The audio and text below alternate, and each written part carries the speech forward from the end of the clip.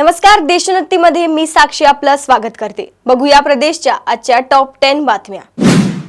एक मोठी बातमी समोर येत आहे। विधान भवनाच्या प्रवेशद्वारावर आग लागल्याची घटना घडली आहे। शॉर्ट सर्किटमुळे ही आग लागल्याची माहिती समोर येत आहे। स्कॅनिंग मशीनमध्ये शॉर्ट सर्किट झाल्यानं ही आग लागल्याचं समोर आलंय। दरम्यान घटनेची माहिती मिळताच अग्निशमन दलाचे जवान घटनास्थळी दाखल झाले असून या आगीवर नियंत्रण मिळवण्यात यश आलं असून कोणतीही जीवितहानी झाली नाही।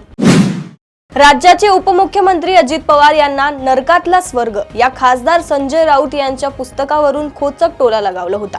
मला नरकाबाबत काही माहित नाही, स्वर्गाबाबत काय विचारायचंय ते विचारा, असं अजित पवार म्हणाले होते। अजित पवार यांच्या या टीकेला ठाकरे गटाचे नेते वसंत मोरे यांनी जोरदार प्रत्युत्तर दिलाय। सध्या अजित पवार स्वर्गात आहेत, म्हणजे सत्तेत आहेत। ते नरकात होते, आता स्वर्गात गेले, स्वर्गाची मजा घेत आहेत, असा खोचक टोला वसंत मोरे यांनी लगावलाय। जळगाव जिल्ह्यात पोलीस कर्मचाऱ्यांवर खंडणी घेतल्याचा आरोप झालाय। एका गुन्ह्यातून नाव कमी करण्यासाठी पोलीस कर्मचाऱ्याने 3 लाख रुपये मागितले, तर जोडीनंतर 1 लाख रुपये घेतले, असा आरोप भारतीय जनता पक्षाचे आमदार मंगेश चव्हाण यांनी केलाय। त्या पोलीस कर्मचाऱ्यावर गुन्हा दाखल करून त्याला अटक करण्याच्या मागणीसाठी आमदार मंगेश चव्हाण यांनी पोलीस ठाण्यातच ठिय्या सुरू केलाय। जोपर्यंत गुन्हा दाखल होत नाही तोपर्यंत पोलीस ठाणे सोडणार नाही, असा पवित्रा आमदार मंगेश चव्हाण यांनी घेतला आहे।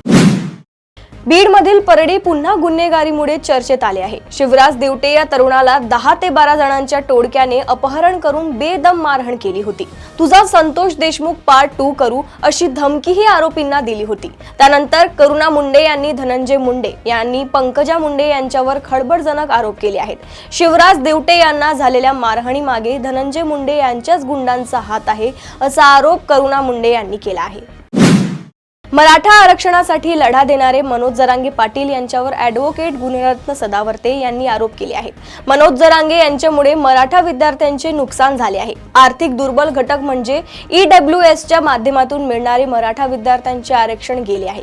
त्यामुळे आता 5% कमी आरक्षण मराठा विद्यार्थ्यांना मिळत आहे। मनोज जरांगे यांना मराठा आरक्षणाचा नाद सोडावा, असे सदावर्ते यांनी म्हटले आहे।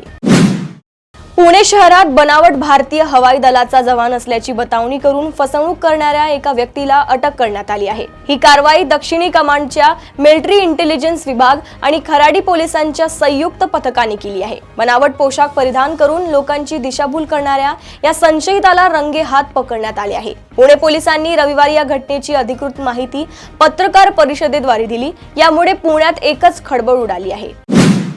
मुंबईतील KEM रुग्णालयात 2 कोरोना संशयितांचा मृत्यू झाल्याचे समोर आले होते। मात्र या 2 मृत्यूच्या घटना कोरोनाने झाल्या नसल्याचं आता समोर आले आहे।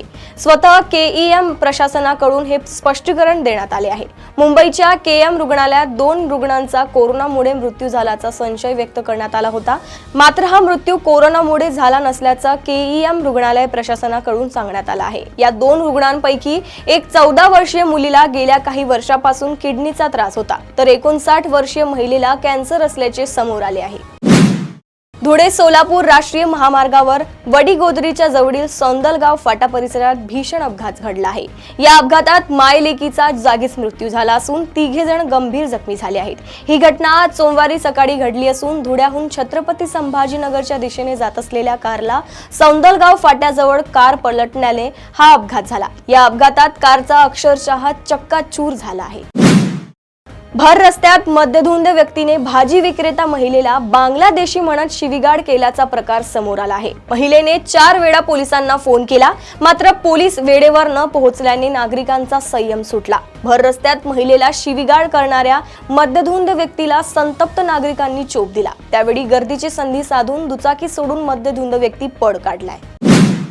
एक अतिशय धक्कादायक घटना मुंबईच्या मालाड मालवणी भागात घडली आहे। पोलिसांनी एका 30 वर्षीय महिलेला आणि तिच्या 19 वर्षीय प्रियकराला महिलेच्या 2.5 वर्षांच्या मुलीच्या बलात्कार आणि हत्या प्रकरणी अटक केली आहे। वैद्यकीय तपासणीच्या आधारे मालवणी पोलिसांनी 30 वर्षीय महिला आणि तिच्या 19 वर्षीय प्रियकरावर गुन्हा दाखल केलाय। दोघांवरही भारतीय न्याय संहिताच्या विविध कलमाखाली गुन्हा दाखल करण्यात आलाय, ज्यात बलात्कार, खून आणि पॉक्सो असे गंभीर आरोप ठेवण्यात आले आहेत। प्रदेशातील अशाच टॉप 10 बातम्या जाणून घेण्यासाठी बघत रहा देशोन्नती। नमस्कार। ठळक घडामोडींसाठी देशोन्नती न्यूज चॅनलला सबस्क्राइब करा आणि बेल आयकॉन प्रेस करा।